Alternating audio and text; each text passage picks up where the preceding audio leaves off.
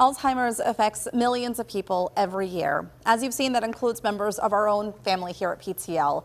When David Highfield's mom was diagnosed with Alzheimer's, it changed his life forever. And though she's no longer with us today, he carries her with him everywhere he goes. Here's David's story.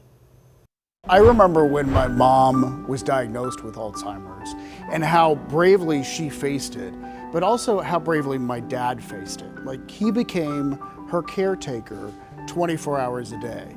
And there was a moment, several moments towards the end that were really heartbreaking where she would ask, "Where's Larry? Where's my dad?" And you would point at him and she wouldn't believe it. That wasn't the Larry she remembered. It touches so many families so deeply, and I just pray for a cure. It's my mom. That's why I walk. Yeah, we know how much it affected you, David, and your family. And he's outside now. He's in the middle of a flower garden that's been created for a great cause. The 2023 Walk to End Alzheimer's is coming up. We want to tell you about a way that you can help, and David's going to do that now. Hi, David. Yeah, Heather, as you know, it is personal for me. And so we're talking about the Walk to End Alzheimer's. It's coming up this October. It's going to be at Highmark Stadium on the south side. And yes, we do have a little memory garden out here with these flowers outside the station right now set up. I'm joined by Lynzey Groves and Kristen Jackson to tell us more about the walk. And Lynzey, first off, let's talk about the people that are there, because everybody is touched by this in some way. It really feels like a community of support just there during the event. Yes, it's actually, if you consider it, our largest support group for the city of Pittsburgh. So when we are all coming together, we expect about 2,000 individuals that are living with the disease, caring for people with the disease, or just generally supporting the cause. So it's very important to everyone that's there, and it's a very emotional experience and connection. And we have a link so that people can sign up through our website. They can get right to the link. You encourage teams, but also people can sign up individually, right? Yeah, absolutely. We welcome anyone who wants to be there to please come, whether you have a tribe with you or whether you want to do this as an individual, but you are more than welcome to attend. Kristen, you know, we were talking about so many people being affected by this in one way or another, and I know that you guys really try to make connections with the community. Talk to us a little bit about that and even how you got involved with this.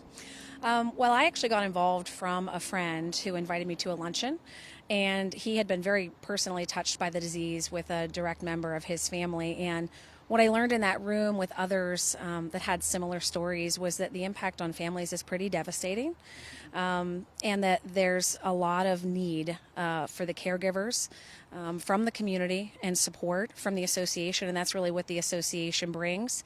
And the walk is the largest fundraiser for the year, and so it's going to be exciting to see everybody come together and offer those resources. And what is the money used for? I mean, it supports families, but it's used for more than that. It's also used for research, and there's a lot of need there for treatments as well as prevention so that we can make an impact on the disease.